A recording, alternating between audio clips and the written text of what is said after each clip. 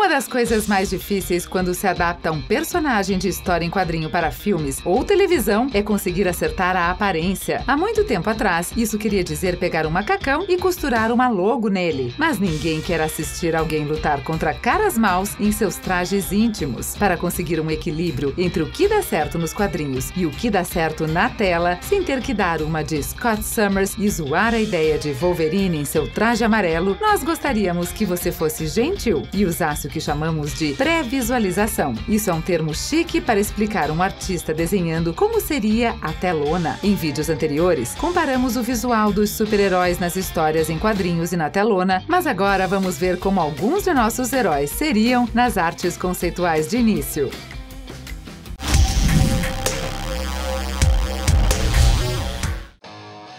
Você pode amar, odiar ou apenas aceitar o fato de que a computação gráfica é uma ferramenta em constante avanço, o que permitiu a geração de elementos das histórias em quadrinhos impressionantes. Às vezes, ela cria personagens espetaculares e outras cria uma combinação esquisita de Eric Bana com Shrek. Os prazos de filmagem nem sempre podem esperar as leis de Moore fazerem a tecnologia avançar, e os produtores têm que recorrer aos métodos antigos para conseguirem transmitir seus conceitos de efeitos de criatura e maquiagem de Thanos. Os artistas José Fernandes e Tom Floats aplicaram maquiagem e adereços em Damian Potter para criar a aparência do personagem. Foi Damian Potter com aquela maquiagem que deu um sorriso icônico à ideia de cortejar a morte. Quando Thanos reapareceu, sua tara por morte foi substituída, assim como a maquiagem, próteses e Damian. E em seus lugares estava a computação gráfica e a dublagem grave com a marca de Josh Brolin. Capitão América é o produto de um outro tempo, tanto literal quanto narrativamente. O personagem do Capitão América antecede até mesmo a Marvel Comics. Antes da Marvel se tornar a Marvel, eles se chamavam Timely Comics. Quando Timely virou Marvel, Capitão América estava na pilha dos cancelados. Hitler tinha sido derrotado e, sem nazistas para socar, não parecia ter mais espaço para o herói americano. Isto é, até Stan Lee passar adiante a ideia de criação de Joe Simon e Jack Kirby de volta à vida em Vingadores 4. Traduzir a imagem patriota do super soldado americano tinha sido um teste que, bem, muitos tinham sido reprovados. Aquele escudo transparente do filme da TV é horrível. Os primeiros esboços da arte por Ryan Maynardine tentaram trazer de volta a distância do Capitão América Vintage, com uma aparência mais militar, o que incluiu o escudo original e calças cargo dos anos 1990, o que ainda é melhor do que o seu visual dos filmes dos anos 90. Nos primórdios do universo cinematográfico Marvel, o realismo era o burburinho nos filmes de histórias em quadrinhos, assim como superpoderes eram realistas, ou vigilantismo sendo uma prática aceitável se você tivesse um tema maneiro. A versão de Thor da Marvel tinha um visual distinto, que evoluiu no universo cinematográfico Marvel desde sua introdução. Quando Ragnarok apareceu, Thor tinha passado por muitas mudanças. Seus pais tinham morrido, seu relacionamento com seu irmão tinha ficado complicado, seu relacionamento com sua irmã não teve um bom começo, porque ela quebrou seu brinquedo favorito. Ele tinha passado por muita coisa antes de perceber que era um peão nos jogos do Grandmaster. No conceito de arte inicial de Alexei Bricklot, essa mudança de visual foi um pouco mais dramática e encaixada na estética dos anos 80 que permearam Thor, Ragnarok e que o diretor Taika Waititi almejava. Uma aparência de Jack Kirby, com uma armadura mais simples e bem mais clara. A versão que eles usaram era mais uma aparência simplificada e alterada do traje clássico de Thor. Se já era difícil trabalhar com realismo, com o literal Deus do Trovão, quando o Doutor Estranho apareceu, esse conceito tinha ido por água abaixo. Mas mesmo no mundo selvagem de Magos e Maravilha, algumas coisas não foram traduzidas para a telona. Uma delas foi Dormammu, líder da dimensão sombria e seu inimigo de longa data. Ao criar senhores demônios de dimensões alternativas para uma história em quadrinho, os artistas geralmente têm carta branca para pirarem no visual. Como resultado disso, Dormammu aparentemente aparentemente tem uma aparência louca com uma cabeça listrada flamejante e mãos ardentes, e uma roupa com espinhos suficientes para deixá-lo em casa na gangue Guerreiros da Estrada de Humungus. A arte conceitual de Jared Marantz substituiu os espinhos por chifres de escaravelho e um visual mais estoico, sem as listras. O visual final para o filme foi na direção oposta, exaltando as listras e o foco, e obscurecendo o resto do deus da dimensão sombria, dando uma aparência mais infinita e impenetrável ao personagem. Como diz o nome, Ego é um planeta vivo com uma única consciência, que controla todo o planeta, o que inclui conseguir que um cara se manifeste em sua superfície para bater boca com outros seres espaciais gigantes, que podem aparecer para tentar comê-lo, como Galacticus. Da melhor forma, para o filme Guardiões da Galáxia Volume 2, Ego passou por algumas mudanças. Ao invés de ser um biodomo misterioso com um cérebro, ele era um celestial. Ego sempre conseguiu criar anticorpos, figuras humanoides que ele consegue controlar. Para o filme, ele cria esses avatares dele mesmo para conseguir explorar outros mundos sem ter que bater neles. O design inicial para aquele visual de Michael Curtiz veio direto de um filme de Jodorowsky, mais em casa em Dune do que no universo cinematográfico Marvel. Ele apareceria como uma figura de túnica flutuando em uma cadeira a vários metros do chão. Ao invés disso, o filme decidiu ir com Kurt Russell. Como todos os personagens Silver Age, o rei e protetor juramentado de Wakanda passou por alguns visuais diferentes. A única coisa que tem sido constante é o capacete de rosto todo que ele usa, que dá uma dica de seu homônimo e Deus Pantera Bast. Mas em histórias em quadrinhos, você sabe quem está falando, baseado na posição em que a bolha está apontada. E não tem um ator por debaixo da máscara entoando falas. Os primeiros esboços do design de Jared Marantz para o Pantera Negra mostravam um meio capacete que deixaria a metade debaixo do seu rosto exposta, parecido com outro personagem juramentado como protetor de seu país, Capitão América. Infelizmente, esse visual de meia máscara com as orelhas de pantera acabam parecendo só um pouco com orelhas de morcego. O design final, no entanto, acabou parecendo mais a aparência do quadrinho original de T'Challa. Quando Chad Boseman precisa falar, basta ele tirar o capacete. Sua irmã, inclusive, o presenteou com um micro traje para facilitar o processo. Quando Thor Ragnarok apareceu, não era o único passando por grandes mudanças. O Hulk Ever-Loving desapareceu depois que Banner não conseguiu se acertar com a natureza destrutiva da sua metade mais sombria. Ele havia tomado um Quinjet e literalmente desapareceu no horizonte. Enquanto assumiram que ele voltou a se esconder, aconteceu que ele foi embora deste planeta completamente e estava vivendo uma vida de gladiador ocupado em Sakaar, uma batalha liderada pelo grande mestre. Enquanto ele pegava sua armadura e armamento Planet Hulk para a grande revanche contra Thor, haviam muitos outros estilos das histórias em quadrinhos que o artista de conceito Ryan Menending explorou, incluindo a barba suja e cabelo longo. Se eles simplesmente não preferiram este estilo mais grunge ou não queriam ter que animar tanto o cabelo, o Hulk manteve um look muito mais tradicional com uma personalidade mais detalhada.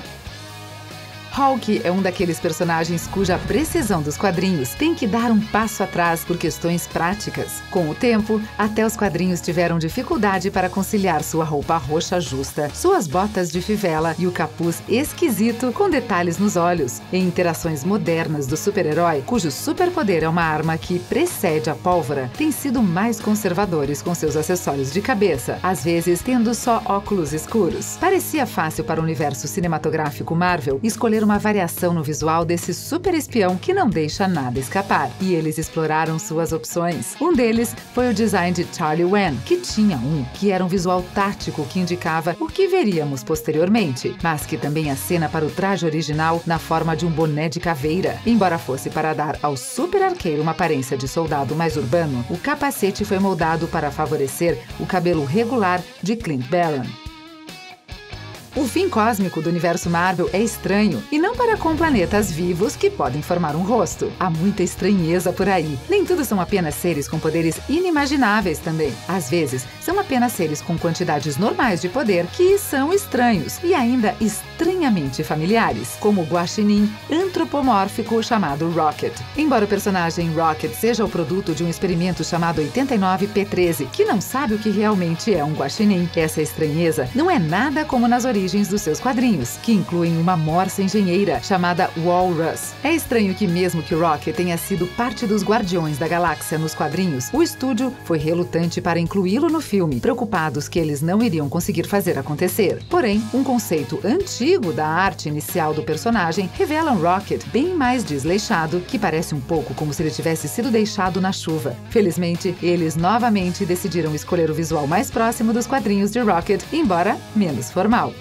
Se os super-heróis homens acabam ficando presos em fantasias de sunga e macacões apertadíssimos, o traje básico para a super-heroína tende a ser uma roupa muito justa e algum acessório de cabeça chique. Esse certamente é o caso para a membra de soldagem mágica dos Vingadores, a Feiticeira Escarlate. Dentre as pessoas que não curtiam o visual da Feiticeira Escarlate, era a atriz que a interpretou. Isso não quer dizer que a Marvel e seu artista de conceito Andy Park não tenham explorado opções, incluindo uma que reduzia seu capacete em uma faixa de cabeça bem mais prática. Também contava com uma malha corporal com mangas longas vermelhas e pretas. O resultado final acabou sendo bem distante de ambos os conceitos, com um espartilho vermelho representando a peça do corpo e uma jaqueta vermelha substituindo a capa chamativa, deixando para seu namorado androide esse tipo de afetação de super-herói. Ela ainda não se aventurou a usar um capacete icônico como os que usa nos quadrinhos, mas ela também tem sua própria série para ser lançada no Disney Plus e um papel em Doutor Estranho no multiverso da loucura. Então, quem sabe, ela ainda não usa.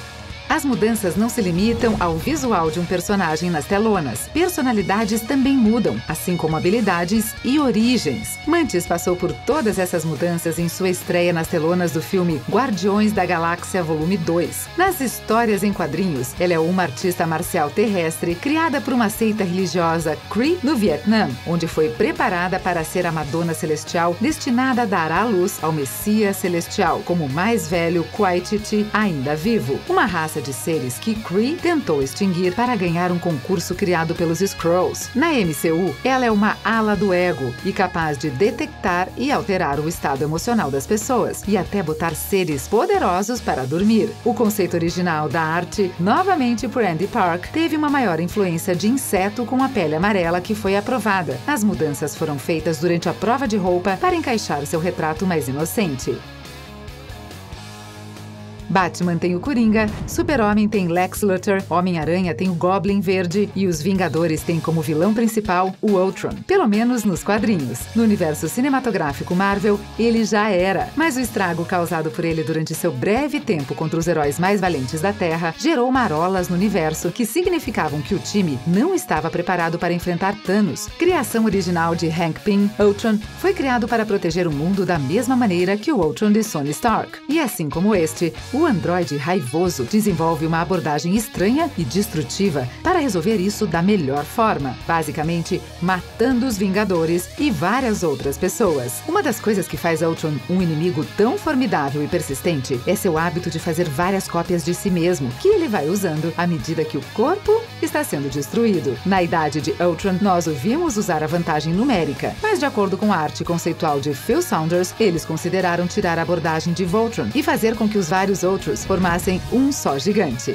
Durante a Segunda Guerra Mundial, o Capitão América estava acompanhado pelo seu adolescente atento, Bucky Barnes. Por algum motivo, os super-heróis dos anos de ouro pensaram em levar menores junto com eles para combater o crime, e os nazistas com nada mais do que uma atitude de sorte e uma máscara de dominó. Mas então, Cap foi para o gelo e Bucky foi considerado perdido para sempre. Mas antes de Bucky voltar aos mortos, Cap conseguiu um parceiro de combate ao crime com idade mais apropriada, que era mais um parceiro e um guia para o mundo moderno do que um ajudante. O artista conceitual Josh Nisi teve a tarefa de criar um visual mais moderno e militar para o herói encapado de Capitão América, Soldado do Inverno. Um desses designs apresentava uma proposta mais minimalista das asas. As asas são, na verdade, um equipamento que suporta várias asas menores de pluma, que ajudariam Sam Wilson mudar de direção enquanto voava. No design final, apresentava um visual mais parecido com a asa que o Falcão poderia usar tanto como proteção como armas.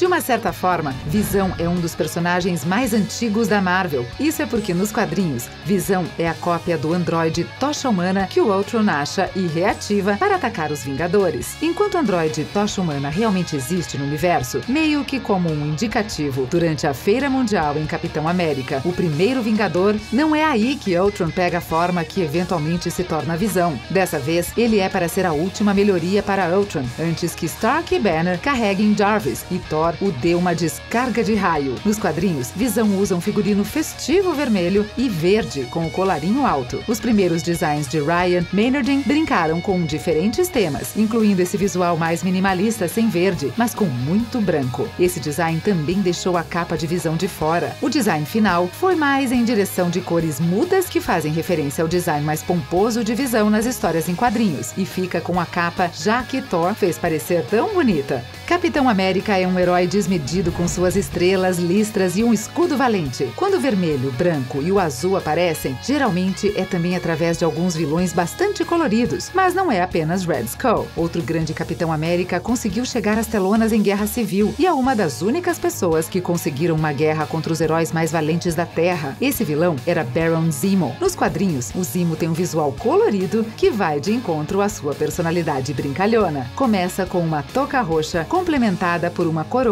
e finalizada com sua arma de escolha, sendo um montante. No final, no entanto, eles decidiram pôr nenhuma fantasia. Helmut Zemo era um cara normal que tinha um ressentimento com os Vingadores e o treinamento Eco Scorpion para abrir mais um vácuo, destruindo eles por dentro. Sendo um vilão que não precisava se vestir de nada demais, fez com que tivesse muito sucesso contra eles. Mas não se preocupe, ele voltará em Falcão e Soldado Invernal.